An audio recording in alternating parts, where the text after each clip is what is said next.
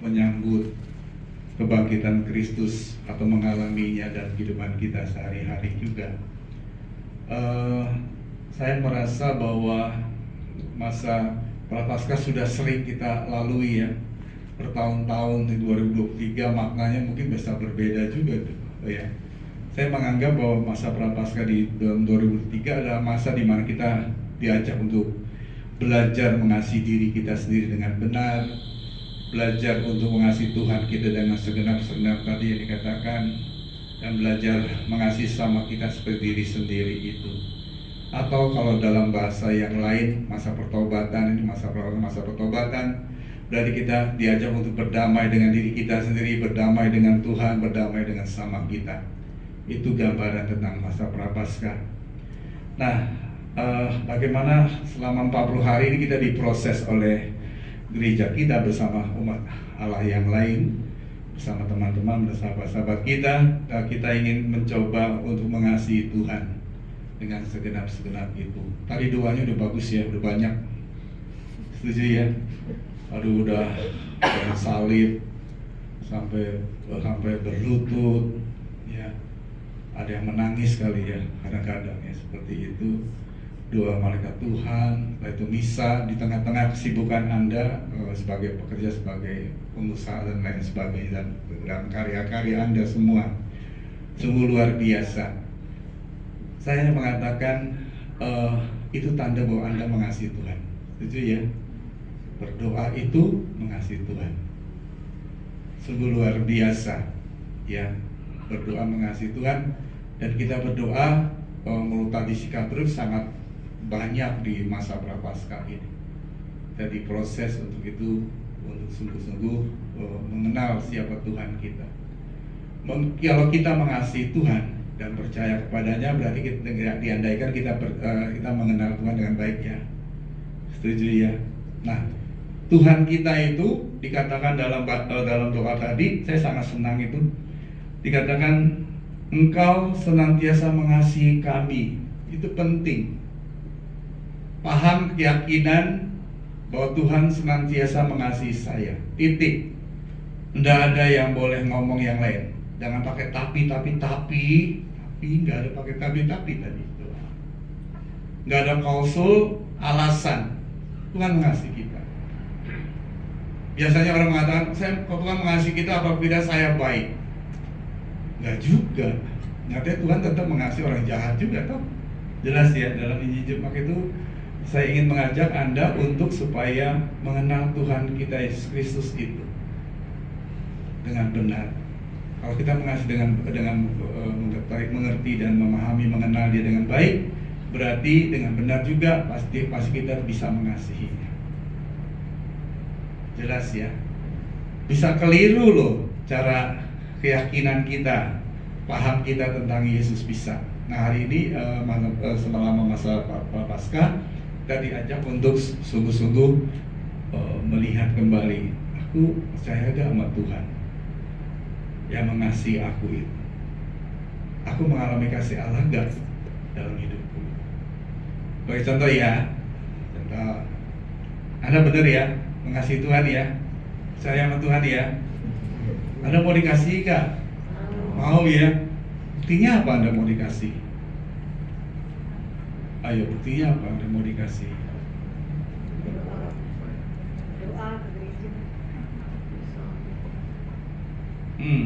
Buktinya apa Anda mau dikasih?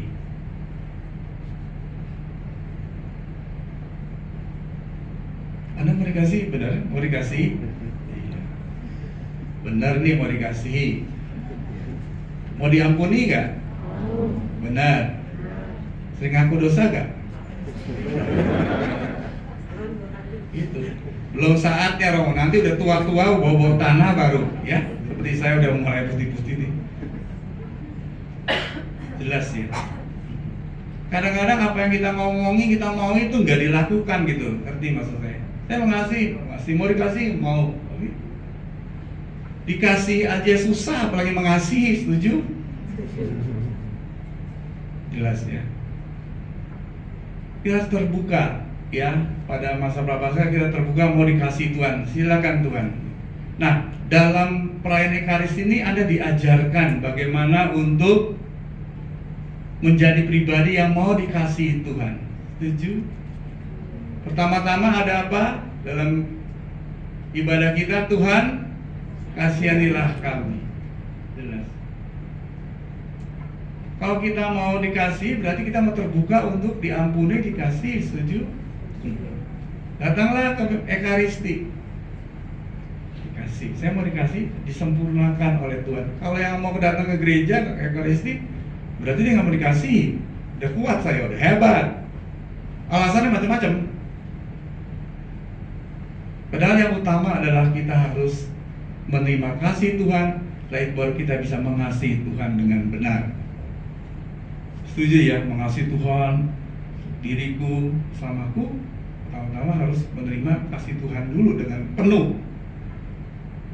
Dengan melalui sakramen-sakramennya, melalui peristiwa-peristiwa hidup kita. Ya, Anda diberkati belum? Enggak dalam hidup ini. Ini dikasih Tuhan berarti, ya, dipimpin datang ke gereja, ke misa ini, berarti dikasih Tuhan. Kalau Anda ngikutin Roh Kudus, Roh cinta kasih untuk Anda datang untuk lebih dikasih Tuhan, terbuka dan lain sebagainya. Jelas ya? Mengapa kita tidak mau dikasih Tuhan? Mengapa seolah terhalang? Atau saya tidak bisa melihat Tuhan yang mengasihi saya? Tidak bisa. Tadi oleh karena saya katakan, kita banyak sampah-sampah dalam hati kita, dalam mata kita, sehingga kita nggak bisa melihat Tuhan yang mau mengasihi kita. Kita menolak kasih Dia karena kita banyak sampahnya.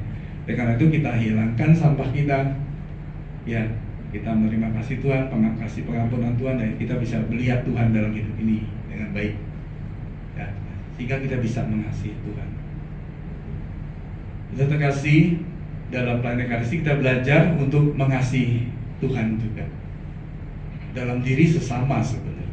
Tuhan butuh pujian kita, butuh kita sembahyang gini, ya butuh. Kita yang butuh Dia, jangan lupa ya. Seolah-olah Tuhan butuh kita, enggak lah. Kita yang butuh Dia, orang datanglah. Nanti banyak Dua Super Agung, Anda bisa lihat macam-macam tentang itu. Ya, datanglah. Karena Dia, kita disempurnakan oleh Tuhan itu. Tuhan nggak butuh kita sebenarnya, puji-pujian kita. Oh, kita puji-puji Tuhan. Benernya nggak gitu. Cuman supaya kita sebagai bentuk pengabdian kita pada Tuhan itulah. Bentuk cinta Tuhan, bentuk cinta kita pada Tuhan itulah yang kita mau sampaikan. Karena aku terlebih dahulu dikasih Tuhan, diselamatkan dan sebagainya. Ya, waktu itu kadang-kadang bingung. Aku mau dikasih gak? Ya dia mau. Aku dibaptis, aku dikasih Tuhan, diselamatkan. Aku punya sampai sekarang seperti sekarang ini. Kenapa dikasih Tuhan? Karena kasih Tuhan semata, bukan karena aku hebat. Buktinya kan nyata sebenarnya.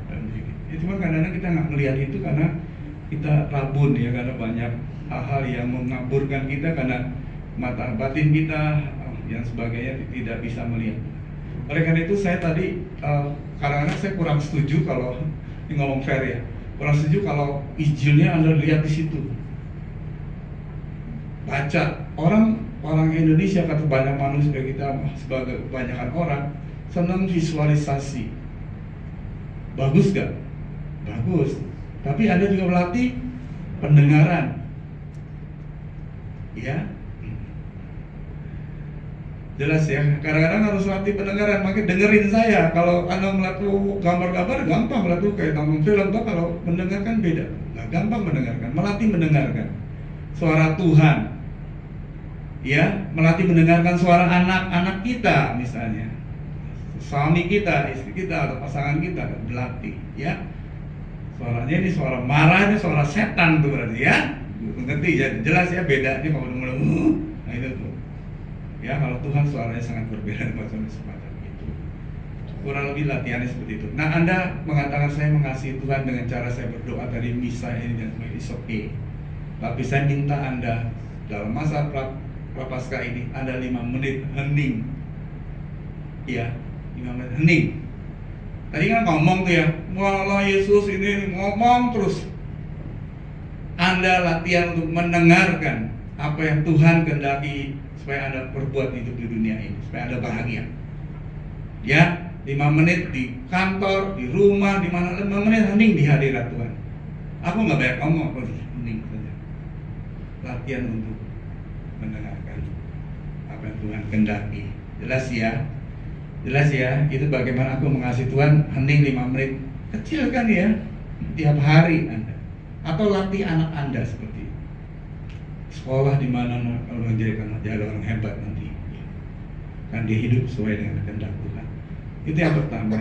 Yang kedua, bagaimana kita mengasihi diri kita dengan benar itu. Setuju? Benar nih, mengasihi diri dengan benar. Kita bisa, ya benar nih. Sekarang Anda tidur berapa jam? Bekerja berapa jam? Rekreasi berapa jam? Berdoa berapa jam? Seimbang nggak? Olahraga, rekreasi olahraga juga. Katanya mengasihi diri Anda. Mengasihi diri Anda berarti Anda sehat dong, jasmani rohani diusahakan ya. Kenapa Anda tidur malam? Tidurnya kurang? Saking batuk-batuk sakit? Ya, didik anak Anda mulai sejak dini seimbang. Ada olahraganya, ada rekreasinya, ada doanya, ada belajarnya, ada tidurnya. Oke. Ya, sebenarnya 1/10 kali 24 jam itu doa. Ya, yang olahraga, rekreasi itu relax 2/10 kali 24 jam. Bekerja 3/10 kali. Tidur kurang lebih gitulah. Ada itu. Ya. Nanti kalau Anda tidurnya 2 jam ya jantungnya pedot apa ya? Serangan jantung. Ngerti maksud saya? Tidak seperti itu. Anda harus lebih lama karena pasti banyak orang yang membutuhkan Anda. Contohnya begitu, mengasihi diri ya dengan benar. Nah, mengasihi dengan benar, biasanya kita sakit karena gara-gara apa? Penyebabnya hati kita terluka ya. Setuju ya? Orang bilang luka batin dan sebagainya. Saya sih merasa oke lah sebut istilah apa, tapi kita tidak, ya, yang aku inginkan tidak tercapai. Jadi aku menghendaki anakku jadi orang hebat, ternyata dia enggak. Padahal aku sudah mengasihi dia habis-habisan. Aku terluka, aku tercabik-cabik hatiku dan dendam misalnya dengan orang lain yang memfitnah aku. Tapi kita pelihara itu. Yang nggak bagus-bagus kita pelihara, membuat diri kita rusak. Setuju ya? Hancur diri kita. Malam nggak bisa tidur, malam mikirin musuh, macam-macam. Ya, cinta kita, kasih kita kepada orang lain dan sebagainya itu tanpa syarat, tanpa ada kelekat. Capek deh kalau gitu. Kadang-kadang ada penderitaan, ada hal yang nggak enak. Itu sifatnya sementara. Jangan menganggap itu abadi. Ya. Sementara Anda jalani, nanti Tuhan memberikan cara dan waktunya sendiri untuk menyembuhkan itu. Oke ya, berdamai dengan diri. Yang terakhir, bagaimana kita mengasihi sesama kita seperti diri sendiri. Saya hanya mengatakan, kalau kita mengasihi berarti kita menerima diri, menerima sesama sebagaimana adanya, dan mencintai dia dengan sungguh-sungguh. Mencintai diriku sebagaimana adanya, ada yang baik, ada yang buruk, terima, dan juga mencintai sesama, ada yang baik dan buruk. Mulai sekarang, apabila kita mengasihi, kita mulai dengan memandang diriku, memandang sesamaku dengan mata Yesus yang penuh kasih itu, sehingga semuanya baik adanya. Itu yang menyembuhkan, itu yang membahagiakan, Itu yang membuat kita selalu bersuka cita. Dan apapun yang terjadi, kadang-kadang ada yang nggak enak, ada penderitaan dan sebagainya, pasti akan terlewati dengan sangat baik. Itu ya, menerima ya diri dengan benar. Ada baiknya, ada buruknya. Kembangkan yang baik-baik, yang buruk pasti hilang dengan sendiri. Dan juga anak-anak kita, bersama kita, lihat yang baik-baik, kembangkan itu. Yang buruk-buruk, yang lemah itu kita ampuni, kita terima. Setuju ya? Nah, pelan-pelan belajar ini nggak gampang. Nanti banyak yang protes, saya keluar pasti akan protes. Nggak apa-apa, proses selama 40 hari ini, beberapa hari kita dicek.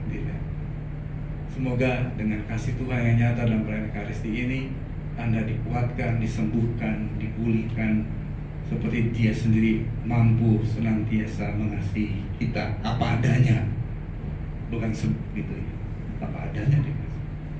Kalau Tuhan melihat semua dengan mata negatif, habislah kita. Tuhan selalu melihat dengan kacamata yang penuh kasih, itu kacamata yang sangat positif, sangat baik. Dia melihat kita baik-baik. Yang jelek-jeleknya diampuni oleh Tuhan. Setelah itu, Tuhan. Amin.